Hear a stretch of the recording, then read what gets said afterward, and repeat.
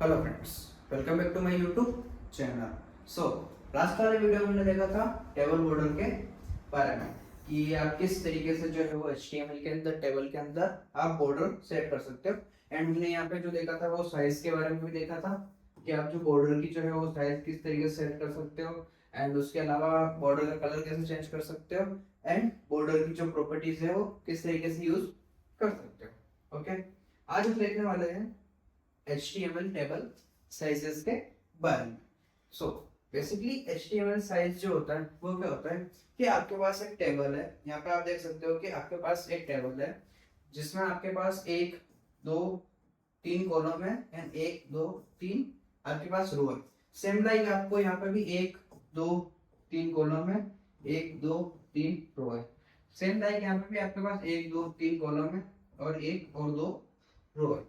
But यहाँ पे आपको डिफरेंस दिख रहा होगा कि ये भी सेम स्ट्रक्चर है, ये भी सेम स्ट्रक्चर है और यहाँ पे आपके पास भी सेम स्ट्रक्चर है। ओके, बट यहाँ पे आपके पास एक रो जो है वो -1, आप कह सकते हो कि एक रो आपके पास कम है।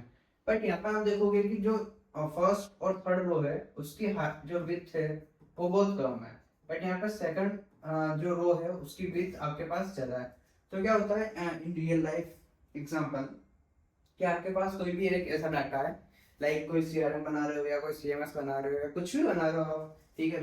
तो उस टाइम बिगिनर्स क्या करते हैं या फिर जो भी फ्रंट एंड डेवलपर होते हैं वो क्या करते हैं कि वो जो टेबल यूज करते हैं उस टेबल में सारे के सारे जो कॉलम है उनकी जो विड्थ है वो सेम रखते हैं।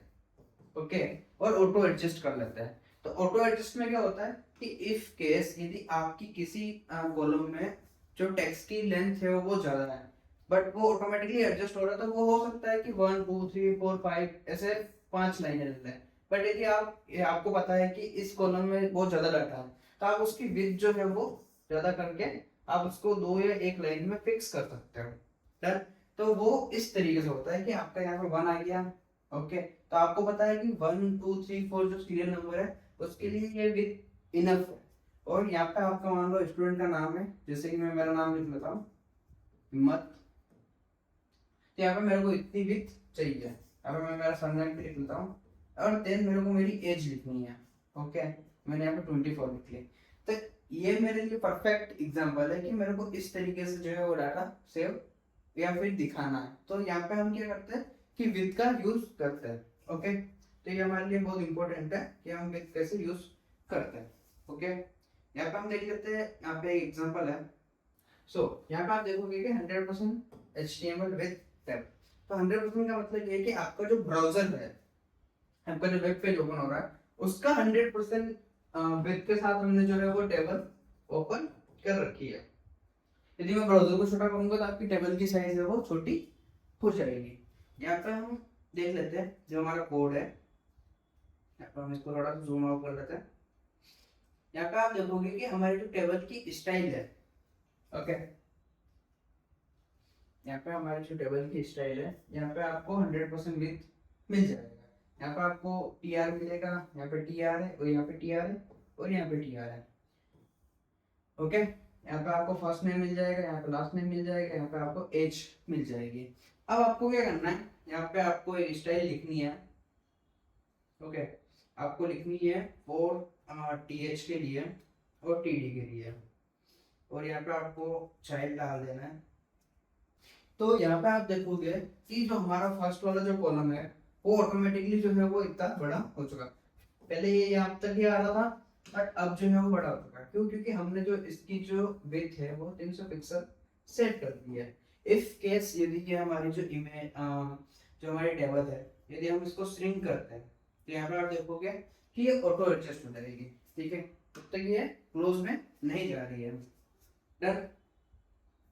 बट ये जैसे इसको विड्थ मिलेगी ये ऑटोमेटिकली इसको इंक्रीज कर देगा। क्यों? क्योंकि हमने यहाँ पे जो टेबल की विड्थ है वो भी 100% यूज कर रखी है।